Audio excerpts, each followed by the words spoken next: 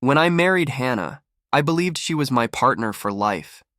She was beautiful, ambitious, and charming in a way that made everyone around her feel special. My parents adored her. My friends thought I was lucky, and I truly believed I had found the woman who would stand by my side through everything. For years, things seemed normal. We both worked hard, built a decent home, and even though she often worked late nights at the office, I chalked it up to her dedication.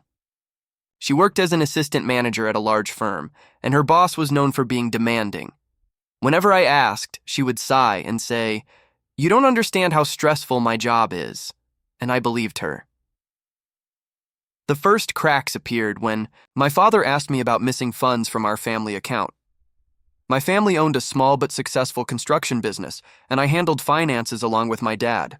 Over the course of a few months, nearly $80,000 had quietly disappeared. At first, I thought it was a banking error, or maybe a project cost we hadn't tracked properly. But when I dug deeper, the withdrawals were personal, transferred to an account under my wife's name. I was stunned. Why would Hannah touch family business money? I confronted her that night. She looked me straight in the eye and said, "I only borrowed it. I wanted to invest, to surprise you. You'll get it back." Her answer didn't sit right, but I wanted to believe her. I told my father I would fix it, and I covered for her. But the truth was darker than I could imagine. Weeks later, my son, yes, our only son, was using Hannah's tablet to play games when he stumbled onto messages. He brought it to me saying, "Dad, why is Mom texting her boss so much?" My stomach dropped. I opened the thread and my hands went cold. The messages weren't professional, they were intimate, explicit. And worse, there were photos. My wife and her boss, half-dressed in places I recognized, hotels she claimed were for business trips. I sat there numb, scrolling through the evidence. Then I found the message that shattered me beyond repair. "Don't worry about the money. Baby, he'll never know. Our baby will have everything." Baby? At first I thought it was a mistake, but the dates matched. Around the time she had taken a long work retreat, she had been pregnant. And I remembered how she told me she miscarried soon after, how I had comforted her, grieved with her. Now I realized that child had never been mine. She had carried her boss's child in secret.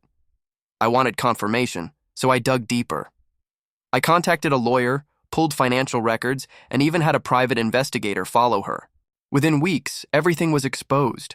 She had siphoned money from my family's accounts to cover her boss's debts and to support their hidden life.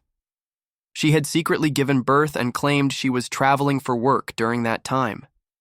She had falsified paperwork at her office to hide transactions. When I confronted her again, she didn't even deny it. She broke down crying, saying, "I love him, but he doesn't want to leave his wife. I thought if I helped him, he'd finally choose me." That was the moment I realized the woman I had married didn't exist. She wasn't my partner. She was a liar who had stolen not just from me, but from my entire family. The revenge came swift and brutal. I gave all the evidence, the financial records, the affair, the baby, to my lawyer. We froze joint accounts, reclaimed stolen money, and filed for divorce on grounds of adultery and fraud. Her boss's wife also received copies of the texts and photos. Within weeks, his career imploded. His wife filed for divorce, and his company suspended him. As for Hannah, the judge showed no mercy. She walked out of the marriage with nothing. No share of the family business, no custody of our son, no sympathy. Her reputation was destroyed. Friends abandoned her. Even her own parents were ashamed when the truth surfaced. Months later, I heard she was living in a small apartment, struggling to raise the baby her boss refused to acknowledge. She had lost everything for a man who never truly wanted her. And me? I rebuilt. My family stood by me, and I poured myself into work and raising my son. I told him the truth in pieces, careful not to poison his heart, but enough so that he understood. Why I left her. Sometimes betrayal doesn't just come in whispers.